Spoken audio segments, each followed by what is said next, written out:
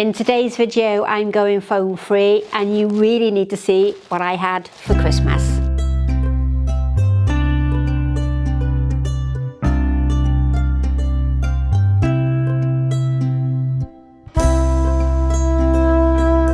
Welcome back and Happy New Year. This is the first new video for 2025.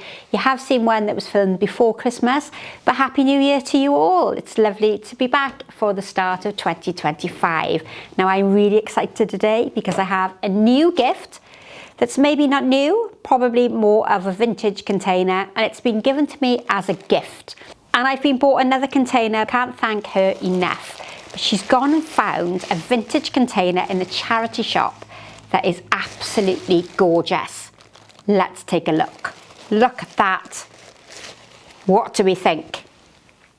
I think that's just amazing.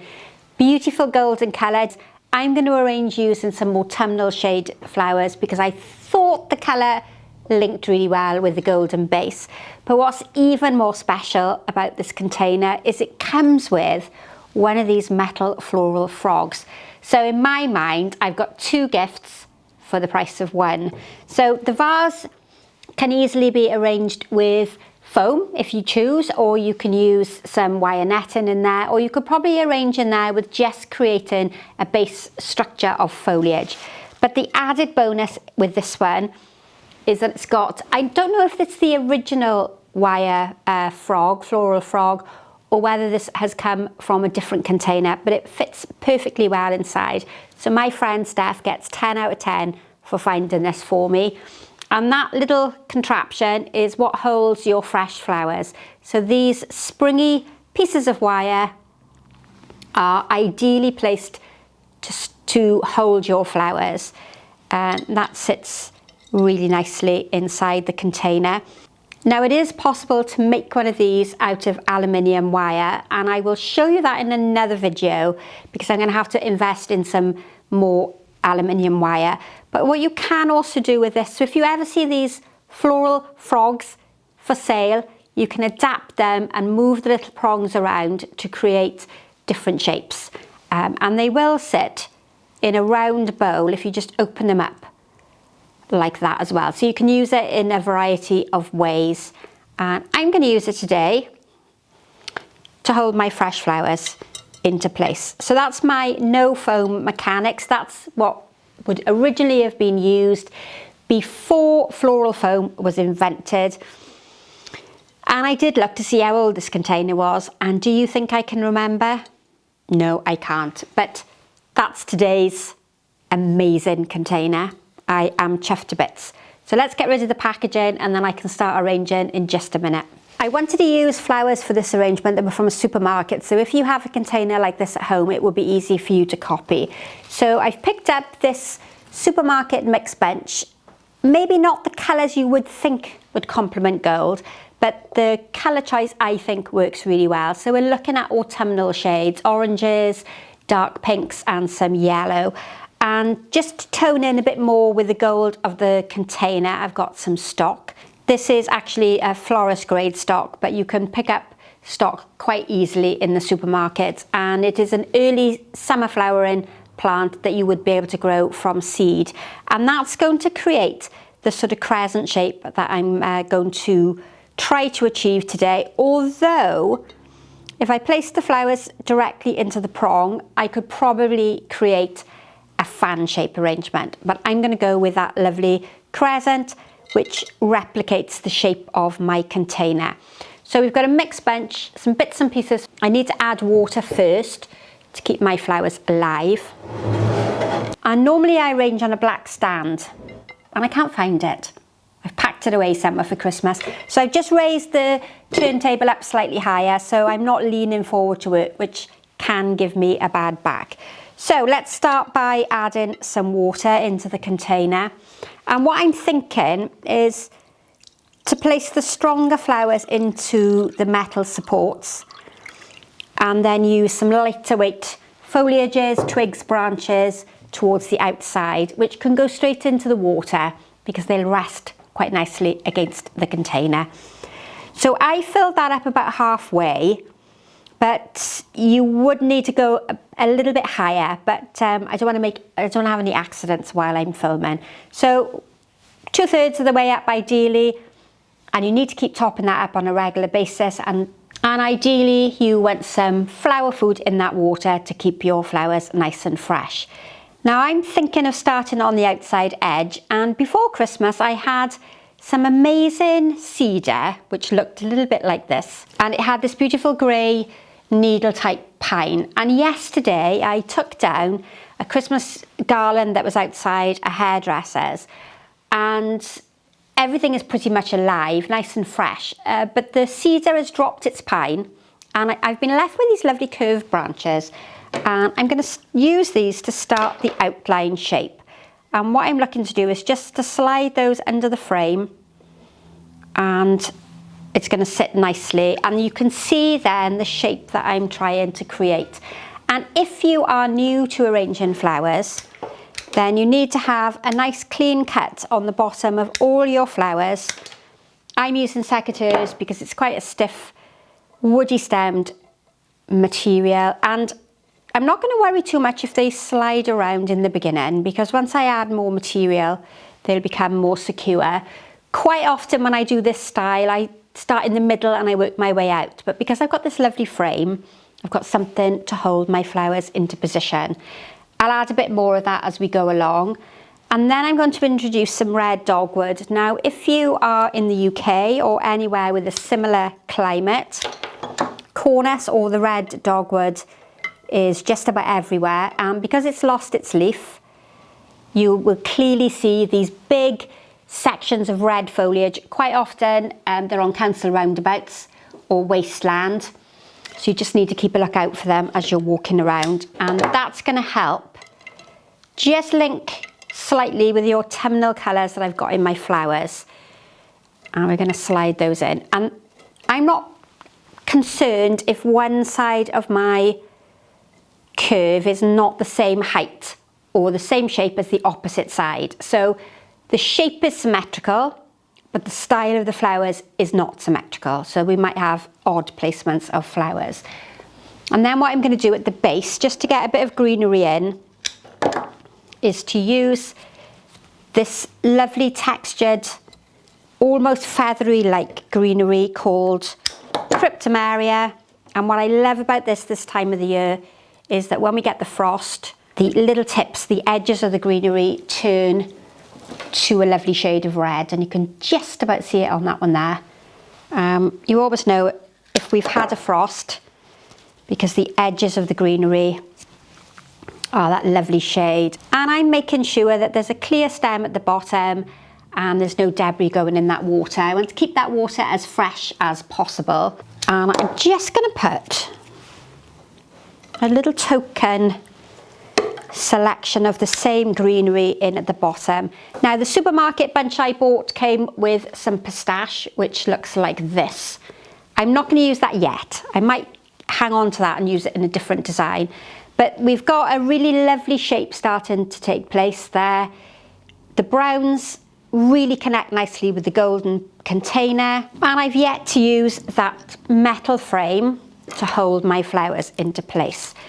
Now my stalks are a bit rigid, they're very, very vertical, but hopefully I'll be able to create almost an illusion by blending them in with the curved material on the outside to give the impression that those stalks are curved. And hopefully you can see I've used the frame to hold my first stalk into position, and then we're going to go a bit taller, I think, on the other side. And I've got to rely now on the placements of those metal pieces being in a position where I want to put the flower.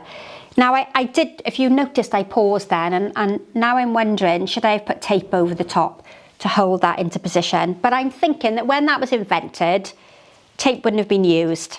And if I put string or anything around the container, you're going to be able to see it. So I've got to be really careful now with the balance of my flowers so that this doesn't tip forward and everything fall apart. And balance is a really important principle of design because it makes sure that your design is stable and nothing is going to fall apart. And if you're not sure about elements and principles of design, then I do have a really handy guide that you can download as a PDF document, and I'll link it in the notes below, and you'll find that over on my website. So even though the shape of this is symmetrical because it's got a similar height on either side, my flower combination now becomes asymmetrical because I've got 2 on one side and 1 on the other, and it's facing front ways at the moment. If I was putting this on a mantelpiece, then we would only concentrate on putting flowers in one position. If we were going to look at it from both sides, maybe if it was a table centre, then I would need to put flowers in so that you could see them on either side. And now what I'm going to start to do is sort of evenly distribute, firstly, my pieces of Hypericum. And I suppose what I need to think about when I'm working my way through here in those curled pieces of metal, I'm thinking maybe the weightier flowers would maybe benefit from being placed inside, and then the lighter flowers, if I have any, would work better just fed in between. The stock stems are quite thick, so I'm unlikely to get 2 flowers into the same little curl or twirl, whatever we're going to call them. And this design I think would look fantastic in the spring with just greenery, some catkins or some pussy willows. If you're going out foraging, this would be a fantastic one to do without any flowers at all. But what you can see I'm trying to do is to create depth by making sure I've got foliage and flowers front and back, and the design isn't flat. And I've got a fairly even distribution of the colour, so what is on the right is on the left. It might not be perfectly mirrored, but it's very, very similar. And then we've just got the roses. We don't have to worry about covering the floral foam because there's clearly no foam to cover.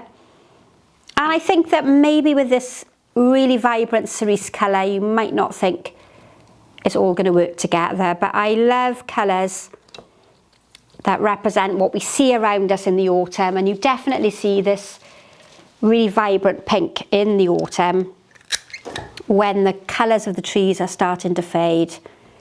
So I've got a few in between the little curls, those wire spikes, and I got some flowers outside. I'm going to now introduce that lovely lemon, and we can get that one into a twirl but angle it away slightly. And I got a nice shaped flower here, so I'm going to try and get that up quite tall onto this side here, remembering that it's a crescent shape, so I want to create a curve almost like a banana, lower down in the middle and then rising up on either side. Now I don't have a huge amount of flowers in this bench. I just wanted to show you what you could do with something that's quite simple and nothing too expensive, something that everybody can get hold of quite easily. The orange is a much darker colour, and darker colours work better towards the centre because they create a more visual impact. They're a more dominant flower. And I have 3 of the orange roses all together, so let's see where the next one's going to go. Now with these little spiraled loops of wire, it's hard to tilt anything forward. So if you do want material to trail down over the front, you'd have to pick something that naturally trails down. If we look from the overhead camera, you can see I've still got a few of those little twirls not completely filled up with flowers, and we would need to consider hiding those, especially if you could see them by looking from above. I suppose if this arrangement is on a mantelpiece, it wouldn't be too bad because you wouldn't see them. But with a very basic selection of supermarket flowers, some twigs from the garden, we've got something quite interesting to look at. I'm going to fill in with a bit of greenery, just so that we have some depth. It's almost see-through at the moment, and that's because I don't have any materials at a lower level. So we don't have depth and recession, but I don't want to overfill yet, because I do have some more twigs and some more branches to go in. But that is all my supermarket flowers in there. What I do have now is some lovely golden twigs, which are going to pick up on the colour of the base.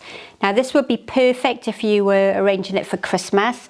I think it would work well for Lunar or Chinese New Year, because all of these colours are symbolic of fertility, wealth and happiness.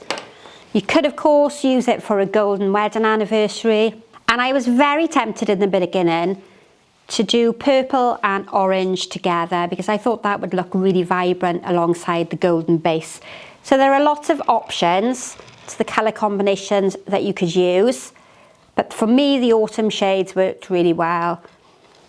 Now the little birch twigs have been dyed gold. These are ones that are left over from Christmas, and they work really well with that container. Because it's not a fresh material, it's been preserved because there is the dye on it. I don't need to worry about cutting it before I put it in the water. I also want to use some more of the dogwood, so what I can do is just very gently bend it with my hand. It's nice flexible material, so I can get a really natural curve with it, and that's going to help me exaggerate the shape of the arrangement.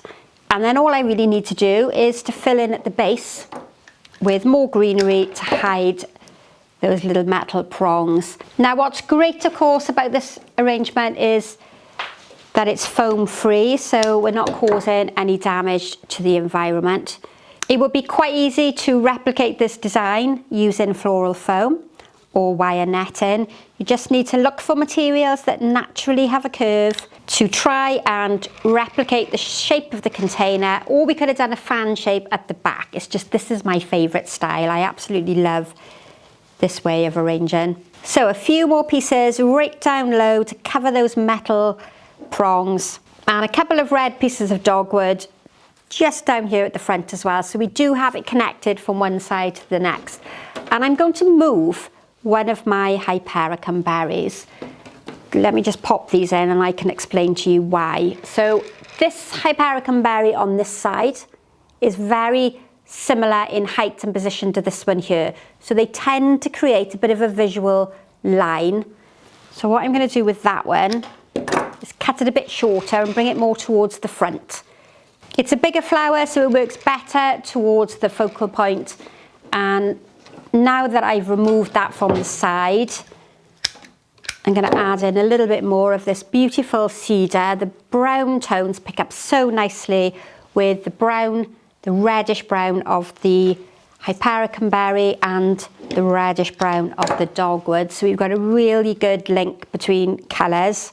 Springtime is coming very quickly, starting to get much lighter in the mornings. It's still really cold, but I'm pretty sure it's cold all year round here in Wales. So there are going to be lots of branches and twigs showing new growth, little spurts of beautiful green foliage.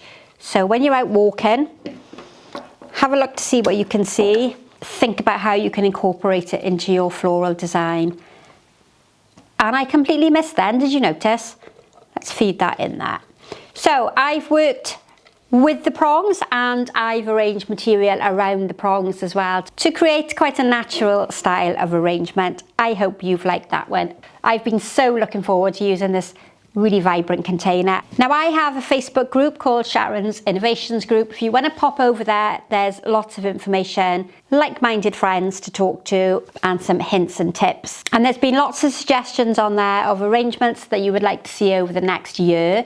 So keep coming back to see what I'm going to do next week. Don't forget to subscribe to the channel, hit that notification bell to be told every time I upload a new video, like and comment in the box below, and we'll see you again for the next tutorial.